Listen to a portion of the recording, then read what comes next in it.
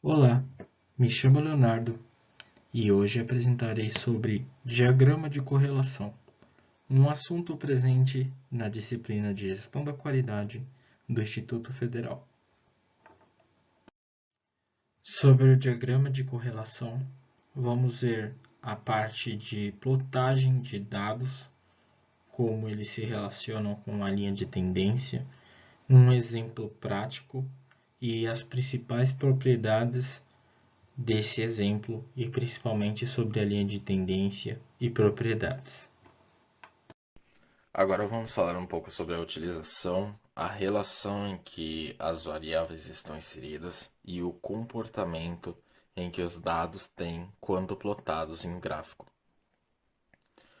Já falando um pouco sobre a utilização, qualquer pessoa, profissão ou até mesmo empresa pode aplicar esse diagrama, desde que respeite a seguinte situação, em que há duas variáveis em que se queira analisar e que entre essas variáveis se tem uma relação.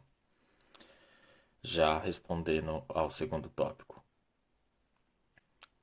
Em relação ao comportamento, nós temos três tipos de comportamento. Quando os dados estão muito espalhados, que se dá o nome de correlação fraca. Quando os dados estão juntos, mas não alinhados, que dá o nome de correlação forte, e quando os dados estão alinhados, que dá o nome de correlação perfeita. Falando um pouco sobre essa imagem que vocês estão vendo com três figurinhas aí que eu trouxe a vocês, podemos ver aí que temos a correlação fraca. Eu vou falar um pouco mais à frente sobre linha de tendência. A linha de tendência é algo que vamos imaginar por enquanto que é uma linha imaginária entre esses pontos que vocês estão vendo nessas figurinhas. Então, já imaginando essa linha, dá para se ver que os pontos da correlação fraca estão muito longe ou muito espalhados dessa linha de tendência, como eu disse. Então, dá-se o nome de correlação fraca quando os pontos estão um pouco mais condensados perto da linha de tendência ou com maior densidade na linha de tendência, perto da linha de tendência ou até um pouco acima da linha de tendência. Temos a correlação forte e temos a correlação perfeita quando os pontos estão extremamente alinhados e em cima da linha de tendência ou essa linha imaginária, como eu disse a vocês. Porém, essa relação de correlação perfeita, ela praticamente não existe. Por quê? Quando são feitos testes, pega-se parâmetros ou dados de algumas outras pessoas, existe um erro atrelado a isso.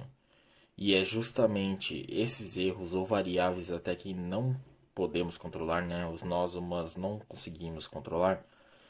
Esse tipo, ou melhor, esses tipos de erros e comportamentos de variáveis que não podem ser controladas, justamente descreve a correlação fraca ou forte, o que inviabiliza a correlação perfeita. Então eu trouxe esse exemplo, que é uma empresa que faz a entrega de pedidos aos clientes e os clientes dão nota em relação ao tempo que leva a entrega desse pedido. Então, para criarmos esse diagrama de correlação, nós precisamos dos dados, a identificação desses dados, né? Não adianta relacionar uma coisa que não tem nada a ver com a outra, e principalmente plotar esses dados a fim de obter um gráfico ou uma linha de tendência. Depois de plotarmos os pontos, ou melhor, os dados, obtemos esse tipo de gráfico. No meio desses pontos, nós estamos vendo a linha de tendência, e aí podemos tirar de cara a conclusão de que esse gráfico tem caráter decrescente, ou seja, quanto maior o tempo, menor a nota. Só que temos a seguinte situação: algum cliente colocou a nota 7, sendo que deveria ser menor, já que, por lógica, quanto maior o tempo, menor a nota, então deveria ser um 5, 6 ou até menor que isso. Então, essa é uma situação que eu explicarei um pouco mais à frente, relacionado com esse tipo de função e o porquê isso acontece.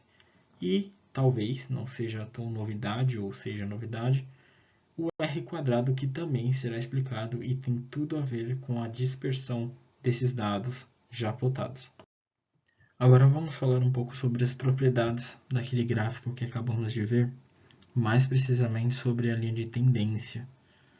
Ou seja, a linha de tendência é caracterizada por uma função de primeiro grau, em que tem seus coeficientes b e a chamados, respectivamente, de inclinação e interseção. E essa função ela sempre vai retornar um valor médio prévio. Ou seja, já respondendo uma das questões que eu coloquei ali, imaginando que vocês poderiam se perguntar, essa função ela retorna um valor médio prévio porque depende dos dados dado para a formação daquele gráfico. Então, se por exemplo colocarmos 15 minutos ali naquela equação ali, vamos obter aproximadamente uma nota de 7,2. Ou seja, nem sempre ali o que está de 15 minutos é 7. Pode haver um 8 ali também, dependendo de quanto o cliente avalia, né? E isso pode ser detectado, a dispersão dos dados pode ser detectado quando avaliamos o R², né? Então, por exemplo, se o R² for próximo a zero, a dispersão dos dados é muito maior. E próximo a 1 é muito menor, ou seja, mais disperso ou mais condensado. E aqui tem a referência bibliográfica no qual eu usei para trazer o assunto para vocês. E eu agradeço a atenção de todos.